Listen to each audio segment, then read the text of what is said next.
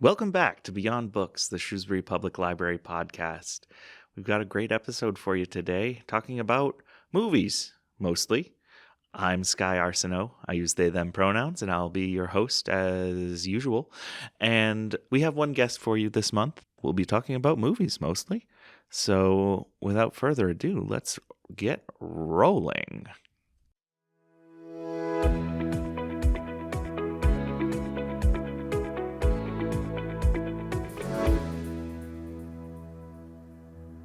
Welcome back to Media of the Month.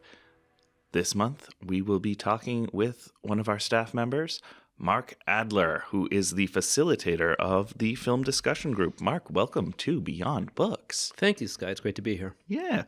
So why don't you start with telling us a little bit about the film discussion group? What's it about? What you do there? Thank you, Sky. The film discussion group is really a book club. It's modeled on the book club model, just like when all the programs we have here at the library, where the facilitator of the book club will choose a book for that month, and all the book club members will take out the book, often from the library right here, and then everyone will get a chance to read it and then come to the discussion group and go through what they liked, what they didn't like. Well, we're doing the same thing with the film discussion group. We pick a movie for each month. Everyone can come to the library and pick up the DVD where we keep it behind the desk, just like all the book club. Nice. I was going to ask about that. It's exactly the same way. That's awesome. And then, you watch it and then come to the discussion group. We do not show the film at the discussion group. We don't have time for that. And frankly, we want people to be prepared and already have their thoughts, just like a book club. There's a subtle difference there, of course, because a book takes more time to read. And so no one assumes that you're going to be reading the book at, a group forum. Unless it's one of those Moby Dick readathons, which are terrible because it's a terrible book. But learn a lot about whaling, though. And most of it's not true. That's awesome. That man did not know fish. The Film Discussion Club, we're trying to be very clear that this is a program where you watch the movie ahead of time and then come to the Film Discussion Club to talk about what you like and what you didn't like, and the parts of it that were good, the parts of it that weren't good. There are no perfect movies out there, but some people have their favorite film, and maybe that's what we'll end up picking. I don't know. Yeah. Oh, that's cool. So do you bring in any discussion prompts, or do you provide? I know sometimes with a book club, when you check out the book, you'll get a list of discussion questions to be ready to talk, to have a chance to prepare for. Do you do anything like that? Well, it's funny. We have found so far that the best discussion prompt is, what do you think of it? Did you like the movie? Yeah. Very simple, very open-ended, and we can go a full hour off of that. Oh, nice. And the last time, our last film discussion club, actually everyone in the room had something they wanted to pose to everybody else. Now, cool. I can think of questions to bring to the group. What did you think about the design? Was the acting legit, or whatever it is? None of that really happens. As they would say in that industry, it stays on the cutting room floor because we never need it. Right. Oh, that's awesome. Cool. So what sorts of movies have you done in the group so far? Well, I originally was going to go on the theme of just the best movies ever made. Ooh. And I went to my favorite movies, and I went to the movies that critics have loved and that Rotten Tomatoes has scored highly and all of that other stuff. But then I thought everybody already has kind of a baked-in opinion about that, and they aren't necessarily going to come out to a film discussion club to go over the details of it. So then I went to the next idea, which was we'll do some films that everybody has heard of, but maybe haven't had a chance to see yet. Ooh, I like that. That's what we did for the first two movies in our series. In August, we did Everything Everywhere All at Once. And then we did Conclave, which were two recent movies that were well received, and we had a nice discussion about that. But now I'm turning more towards movies that aren't as well known, so that way we're hoping that, like with a regular book club, people will have to get into it first. We'll have to Right. take it out. We'll have to learn about it, and then not have any preconceived notions about it. Last month was Spirited Away, and then we've got 2 more coming up, which will be, of that same, from that same idea. Cool. What is coming next? What's the November one going to be? The November film will be Local Hero. It's a 1983 film. It's just a sweet film about a Houston oil man who is sent to the Scottish coast to buy an entire town so they can start drilling, exploring for oil there. And your first inclination would be that they're all horrified by the notion, but frankly, they're all thrilled that their little fishing town everyone's going to get rich. Oh man, It's a light comedy, not a hard comedy, and it's very nicely played. And the scenes of Scotland are fantastic. The movie music is by Mark Knopfler, and it's really just a darling film. I know him. Do I know him? First of all, the Princess Bride music. Okay. That's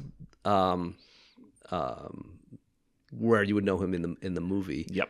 business. But it's that same kind of ethereal yet hard hitting mix. Nice. But it's stars Peter Riegert and Burt Lancaster. In his last couple years, I think this was right before he did Field of Dreams. Oh, okay. And Peter Riegert had been most recently in I think Animal House. It has also Peter Capaldi, the last Doctor Who. But a couple ago actually. Oh gosh, time's passed. Yeah. Oh, that's right. He's 2 Doctor Who's ago, 1 Doctor Who ago. 2.5, kind of, if you count David Tennant coming back. Oh, for that's right. He another came little back. I encore. forgot. Yeah. So Keeps doing that. Right, but this movie was from 40 years ago, so it was a young Peter Capaldi. That's funny. Yeah, and but he's just as dry and fun then as he is now. So Local Hero, that's a 1983 film. That's what we'll be doing in November. Cool. And December, we're going to do Carol, which is a very recent movie. It's a historical romance, takes place in the 1950s with Cate Blanchett, so it's got to be good. I say it that way because I haven't seen it. This is going to be the first movie I haven't seen, but I'm going to trust that it's good. And Nice. even if it's not good, just like a book club, There's stuff to talk about. there's stuff to even talk there. about. We want to, learn what we like about it and what we don't like about it. So I love that. maybe it'll be great. I don't know. Yeah. And it's a Christmassy film, so that's why we're doing it for December. Perfect.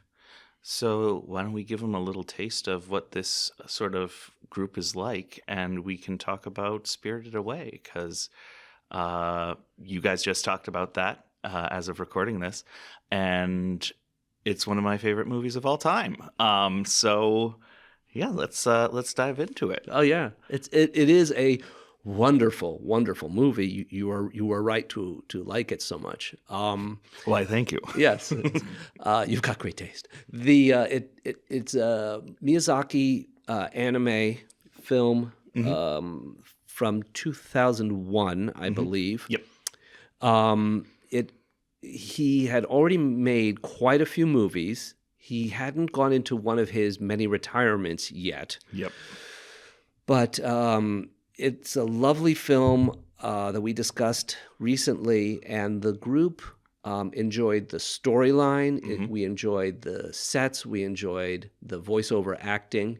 Because it's as a cartoon, it's voiceover, so you don't really notice the actors as much. In fact, just like with all cartoons, you go through the credits and you go, "Oh my God, that was so and so." I had no idea, right? Yeah, there are some good ones there. And the thing is, I started the conversation thinking that it was a very simple story about a girl who's trying to get back to her parents, and actually, someone in the group says it's kind of like The Wizard of Oz. Dorothy gets separated. She wants to get home. And what does she have to do? What quests does she have to go through? This young girl. Yeah. to get back to repair. And then it's amazing how it went off from that. It's like, yeah, on its face, Right. that's the basics. But you can boil a lot of films down to a Wizard of Oz story, Right. Of hero's Yeah. journey kind of thing. Yeah. Exactly. It was, the little girl trying to get home, just like in The Wizard of Oz, at the end of it, everyone, including the antagonists and the people who did not wish her all that well, were all cheering for her. And they're all standing around her, cheering her on, trying to make everything work for her because she does everything right. She has all the right intentions. Mm-hmm. So the story is an amazing story. The animation, if you've ever seen anime, you expect a certain thing. And then you see a Miyazaki anime and you realize this is head and shoulders. It's 100% better. It's fluid. So much it's more detail interesting. Yeah. And he goes on his usual themes of environmentalism and tween or teen girls as the hero and flying. He did a lot of movies about airplanes. This is not an airplane realm, but he does flying, trains, water, a lot of his usual themes. Yep. It's an amazing movie, and the group had a nice time talking about it. And with all movie discussions, we got wildly off topic and started talking about other movies that first it reminded us of, and then other movies that it didn't remind us of. And I don't know how it happened, but we were talking about how Home Alone is the perfect movie. Not because it's a great movie. It's fine. But it has all the right beats. It has all the right things in it. It covers all the right stuff. And Kevin, the hero of Home Alone, if you want to call it a hero, goes through that same process of trying to get back to the parents. And it's got a very similar arc of got the same independence and finding how to find your own way through this terrible situation you found yourself in. Right. And how, like in Home Alone, the adults are all bad people. They're not good. The parents aren't good. The cops, the robbers, these are all bad people except for the one guy. The polka guy. Who you think is going to be the old guy. Yeah. The old guy you think is going to be the bad guy. Also the polka guy. He turns out to be misunderstood and he's the good guy. Yeah. You start having the same kind of thing in Spirited Away where, you think the antagonist, Yubaba, is going to be the evil person, but there's her twin sister Zeniba, who's the good witch, bad witch. Yep. But then you begin to wonder, are they really different people? Are they really the same person? They're literally identical. You never see them in the room at the same time. Like, it's a take, and who knows if it's right because there's so many questions left unanswered. And we do see her flying back to the bathhouse. In various scenes. Interesting. I mean, they're not. They're not. Yeah. But it's a take. You could argue it. Yeah. Right. Sure. And that's what the discussion club is for. It's not to answer questions. It's just to chat about this movie and other movies around it. And in fact, at the end of our discussion, we went over the 10 or 12 major works by Miyazaki and kind of, we didn't compare them, but we said, look, if you want to see some more, here are the others. Unfortunately, I think Spirited Away is his best.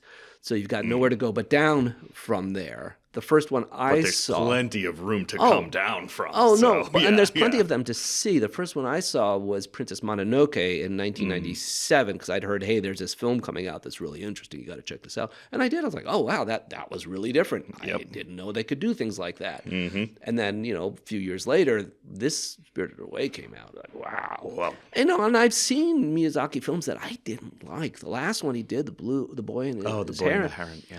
It was not for me. I haven't seen it yet, so go ahead and watch it. But it just didn't do anything for me. Yeah. But we had so the whole idea is that we have these lovely discussions, just like we're having right now, about the good points, the bad points, what's the plot, what's the design, and if you're not into that, you don't have to be part of that part of it. Right. We serve treats. We have popcorn at the Film Discussion Club because, that's what we do. And I'm attaching popcorn to the DVDs. Nice. If you come into the library, ask at the Circ desk for the DVDs for Local Hero. And we're also trying to promote it as much as we can to kind of bring the program in. Although some of the films will be amenable to children, we're keeping this as an adult program, 18 and over. Maybe down the road I'll do a Pixar film, maybe WALL-E. That's kind of my leading contender. And kids love WALL-E. It's a great kids and adult movie, as many of these Pixar films are. But we want the discussion to be adult only. Yeah, that makes sense. So, we have to respect the audience and try to keep that discussion where it needs to be. Yeah. Yeah, one of the things that I wanted to hear from you about Spirited Away is what was like your sort of highlight as far as quotable moments?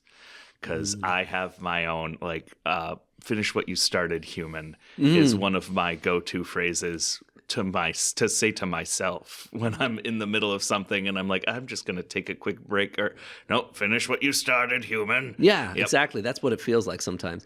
With the, it's not so much for me, the audible, it's more the visual. And not just because it's a beautiful movie, which it is. Right.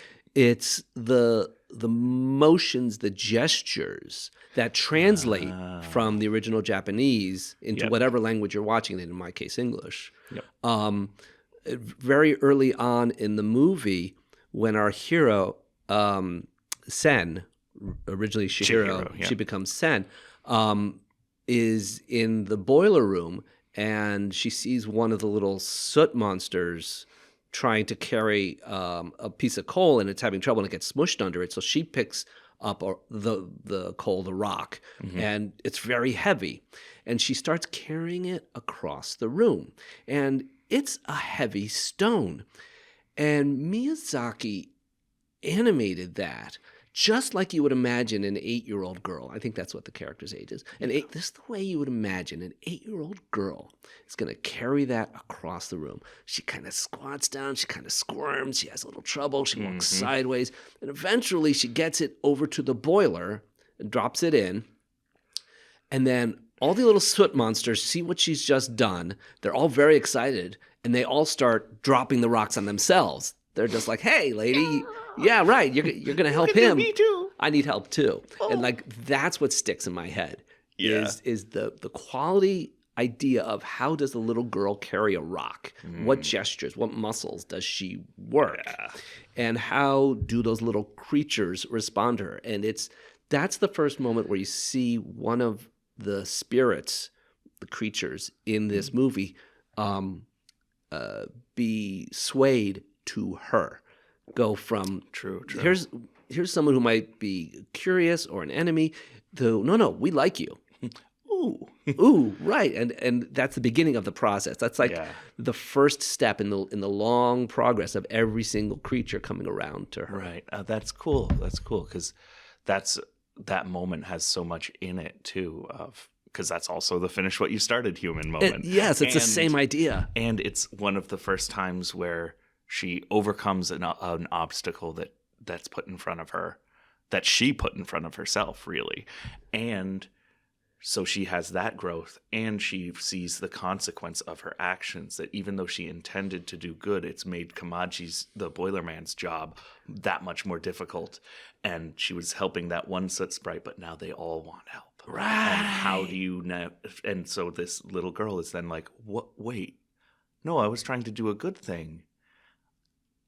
And now I have to deal with the consequences. So what do you do about that? Exactly. And Kamaji, who becomes her ally later, at this point, he's a little annoyed by this, but I think he sees what's good in her. Yeah. And eventually, the next time they run into each other, when Haku gets hurt, then he's totally swayed to her. And Kamaji's just like, oh, this is a good girl. I'm going to help her no matter what. Right. Because he's already seen this from the previous scene. It's very nice. Now, there's a jarring moment in that second scene where she helps him, and he says, oh, she helped you because of love. And that's love. And like everyone in the room in our discussion group, we're all getting like this ick vibe. Like, she's an 8-year-old girl, and this guy's like, he looks to be like 25, and what's that about? And then we realized in our discussion it's more like the way tweens love their pets, love the horses, love that sort of thing with everything inside them. Yeah, it's this really pure, just like... Yeah. It's not romantic. It's not a romantic thing. Right, yes. or an adult level love. It's just I adore this. I want to help this. This means everything to me. I want to help this dragon boy who is the river who saved my life. Yeah. Right. And I mean, he's drawn as... spoilers, sorry. Yeah, whoops. But he's drawn as the safe, handsome boy. Like, he's not at all threatening to her. Although some of the adults are always warning, don't trust this guy, but she doesn't buy any of that. Right. So there's layers to this movie. There's layers to the characters and the dynamics. So that's what made that movie so great, in addition to it being a visually splendid movie. Yeah, and the soundtrack. Oh, man. Joe Hisaishi is the composer who has done work on most of Miyazaki's Is that films. right? Yeah. And he is so good. I love the way that he... in this one is like the... I think this is one of his best ones, and it does this perfect blend of using the orchestra to blend like Japanese and Western musical traditions in ways that just fully immerse you in these moments, because you've got the gorgeous visuals, you've got this, like, you've got Chihiro sitting on the balcony watching a train go across the ocean that just appeared overnight, and she's eating a dumpling, and the score just takes you into her world, and it just is so fully immersive. It's very nice. It's so good. And the music works, and we'll see that again in Local Hero, how crucial the music is for the movie. I did forget to mention earlier, Mark Knopfler was the lead of the band Dire Straits, a very popular 80s band. Okay. The steel guitar sound, that's where some people may actually recognize the name. But he did start doing film music too. Obviously, Princess Bride, is what people think about. Yeah. But that was actually after Local Hero. So I hope everyone comes to Local Hero, gets to hear, gets to be part of that discussion. And then we'll be doing Carol in December, which should be really nice. We're still figuring out our January, February selections. Cool. In March, we know that we'll be talking about one of the films that we will be watching at the International Film Festival that we do for 4 Sundays in February. But you don't have to come to the film festival. You can just rent the film like any other DVD here at the library. And as a bonus, we also have our online movie resources, Hoopla, and Canopy. When the films that we are discussing are available on those services, whichever month's film is available, we'll put that up on all our promotions as well. Nice. So digital streaming is a great way to do it. So with the film discussion group, do folks need to sign up online to come? Nope. Or nope. is it just drop on in. Drop through. You just need to pick up, if you pick up the DVD, if you have a copy of it yourself, if you stream it on your own through your own private services, which is fine. A lot of these things are available on streaming services too. Then just drop in that night, first Tuesday of every month at 7:00 p.m. in the library. Perfect. Simple as that. Just drop in. We'd love to see you. Drop on through. Yeah. Excellent. Well, thank you so much for coming through, Mark. I appreciate it. Thank you, Sky, for having me on. Of course.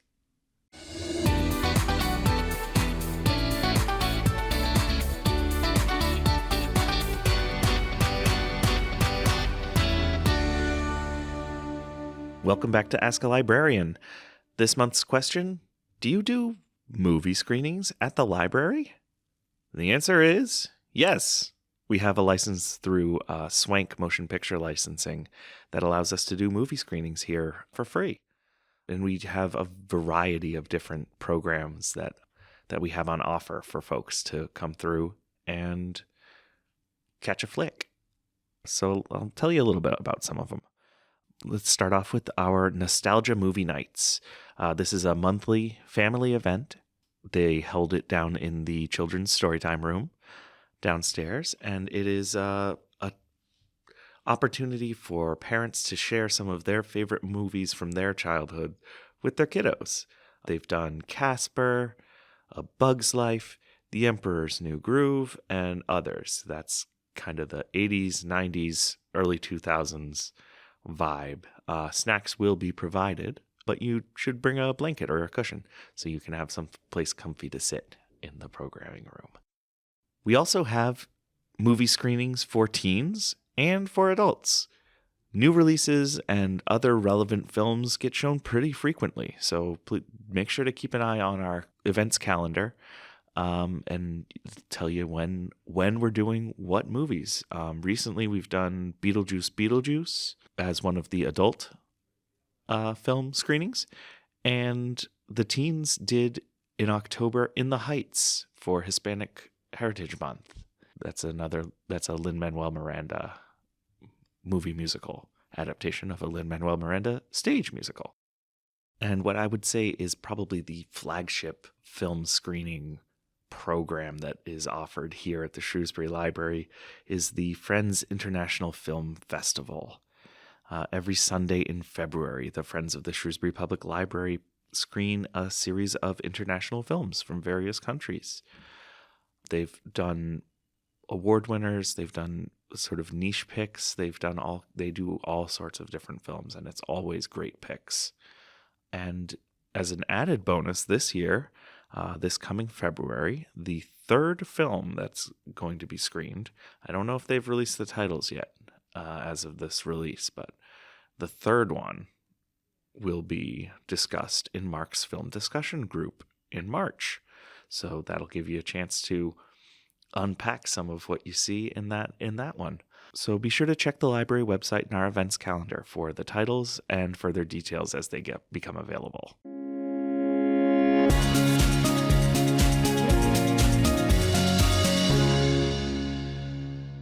Welcome back to Life of the Library.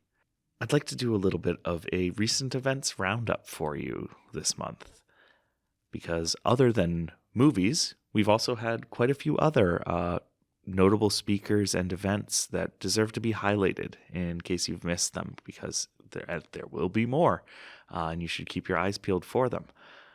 The Shrewsbury Public Library Foundation is funding a Distinguished Speakers series, which recently has had a few that I'd like to tell you a little bit about. In June, we hosted Dr. David McManus doing a talk titled, Can AI Save American Healthcare? Which was really interesting. Some really cool things are happening in that field that he was able to talk about and shed some light on, which was very interesting.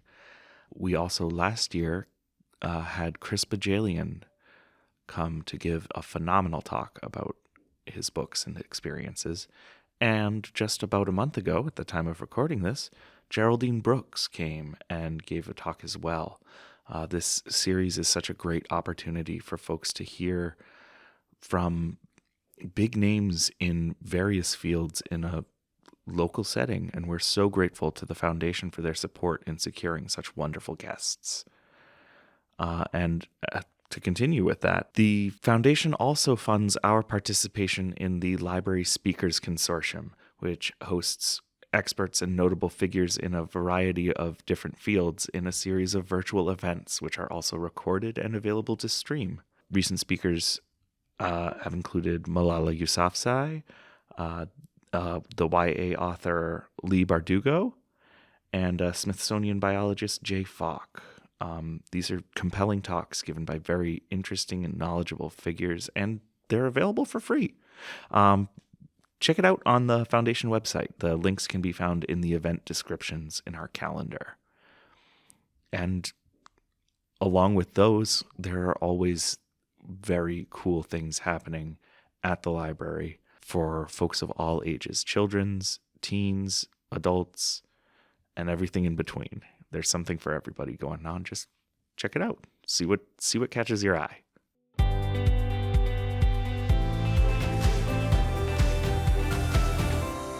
Thank you for listening to another episode of Beyond Books. Next month, we're planning to talk more about the Shrewsbury Public Library Foundation, so look forward to that. As usual, big thanks to Philip Zhang for our theme song, to Mark for coming on and talking to us about the film discussion group, to our assistant director, Sonia Drotter, for her wonderful facilitation, and our fabulous editor and producer, Jess Smith. Keep your eyes, ears, and mind open because the library can take you beyond books.